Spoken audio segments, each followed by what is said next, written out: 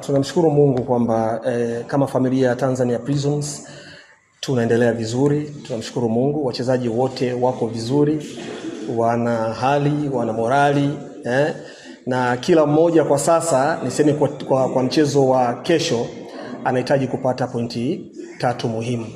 Kwa hiyo wachezaji wote kwa kweli morali yao ni morali ambayo sijawahi kuiona kwenye mechi yote tangu tuanze ligi msimu huu.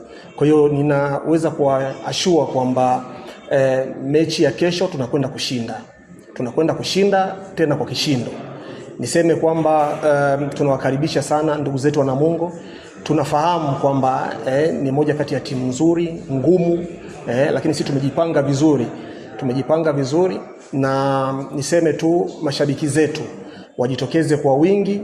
Tunawahitaji sana.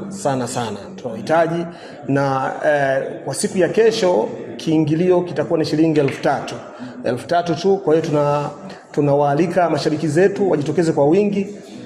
Hiki ndio kipindi ambacho tunapaswa kushikamana kuliko kipindi kingine chochote. Kwanza niseme tu Zedekia Otieno bado ni kocha halali wa timu ya Tanzania Prisons. Tuna mkataba naye.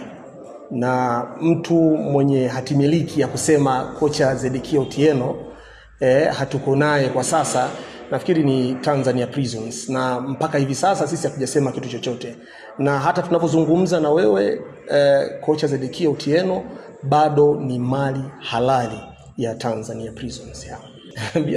Bila shaka kwa sababu ni bado kocha halali wa timu ya Tanzania Prisons. Kwa hiyo tegemea kwamba utamuona uwanjani. Mpaka tuko naye mpaka hivi sasa bado still tunamwamini. Kwa hiyo tunaamini kwamba kile alichonacho atatufikisha tunapopahitaji.